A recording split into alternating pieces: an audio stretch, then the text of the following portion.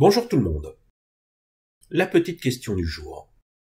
La suite croissante 3, 15, 24, 48, etc. que j'appelle UN pour n plus grand ou égal à 1 est constituée des multiples positifs de 3 qui sont inférieurs de 1 à un carré parfait. Quel est le reste de la division euclidienne de U 2024 par 1000?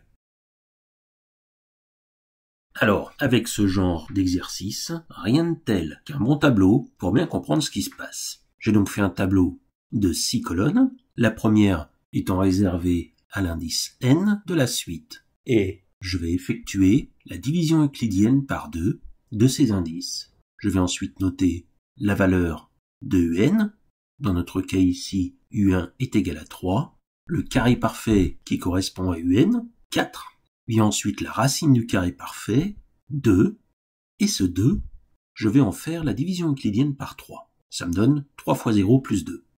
Je passe au deuxième terme, donc l'indice vaut 2, la division par 2 c'est 2 fois 1, un vaut 15, qui correspond au carré parfait 16, et 16 c'est le carré parfait de 4. 4 s'écrivant 3 fois 1 plus 1. Je continue comme ça pour l'indice 3, l'indice 4, et je vais m'intéresser à plusieurs choses ici. Déjà, on voit que, pour les indices pairs, la division euclidienne par 3 de la racine du carré parfait, son reste vaut 1. Et pour les indices impairs, le reste de la division vaut 2. Ensuite, je peux remarquer que, dans la division de n par 2, par exemple, pour 2, le quotient vaut 1, et c'est exactement la même chose pour le quotient de la division par 3 de la racine du carré parfait. Et ça, on peut voir que c'est vrai pour toutes les valeurs de n jusqu'à 4. Et je vais tenter d'aller plus loin, pour voir si ces phénomènes que je vois apparaître continuent à être vrais. Pour n est égal à 5, la division par 2 donne 2 fois 2 plus 1, et ce qui m'intéresse ici c'est le 2, qui va me donner 3 fois 2 plus 2, qui est 8. Et 8, son carré c'est 64, ce qui me donne U5 est égal à 63. 63, ça tombe bien, c'est divisible par 3. Je continue avec 6, qui vaut 2 fois 3. Le 3 me donne le 3 fois 3 plus 1, c'est-à-dire 10, dont le carré vaut 100, et dans ces cas-là, U6 vaut 99, qui est lui aussi divisible par 3.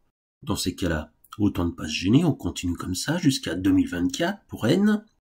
2024, c'est 2 fois 1012. Je sélectionne le 1012, qui va me donner 3 fois 1012 plus 1, qui est la division euclidienne de la racine par 3. 3 fois 1012 plus 1, ça me donne 3037, c'est facile. 3 fois 1000 plus 3 fois 12 plus 1.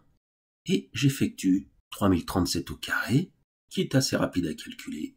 Je retire 1 à ce résultat, ça me donne 9 223 368.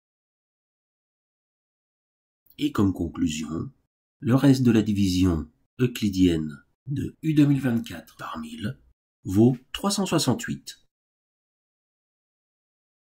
Alors, j'aimerais bien savoir si je peux donner une explication à tout ça. Déjà, tout antinaturel est de la forme 3K, 3K plus 1 ou 3K plus 2. C'est ce qu'on appelle les divisions euclidiennes. Je m'intéresse à 3K au carré moins 1, qui vaut 9K au carré moins 1, qui est de la forme 3K prime moins 1 ou 3K seconde plus 2. On peut l'écrire de deux manières différentes. C'est ce qu'on appelle une congruence. On va dire que 3K au carré moins 1 congrue à moins 1 modulo 3 ou plus 2 modulo 3, ce qui revient exactement à la même chose. Et ça prouve que 3K au carré moins 1 n'est pas divisible par 3. Je m'attaque à 3K plus 1 au carré moins 1, qui vaut 9K au carré plus 6K plus 1 moins 1, et 9K au carré plus 6K, c'est la forme 3K', parce que je peux factoriser par 3. Donc, dit d'une autre manière, 3K plus 1 au carré moins 1 est divisible par 3. Il me reste 3K plus 2 au carré moins 1, qui vaut 9K au carré plus 12K plus 4 moins 1. 4 moins 1 vaut 3. Donc, je peux factoriser par 3 et j'obtiens que 3K plus 2 au carré moins 1 est égal à 3 facteurs de 3K au carré plus 4K plus 1. Cette quantité est donc divisible par 3. Et finalement, cette suite, on peut lui trouver une forme explicite On va la définir pour tout n plus grand ou égal à 1 par u de 2p est égal à 3p plus 1 au carré moins 1, et u de 2p plus 1 est égal à 3p plus 2 au carré moins 1, pour n est égal à 2p dans le premier cas, et pour n est égal à 2p plus 1 dans le deuxième cas.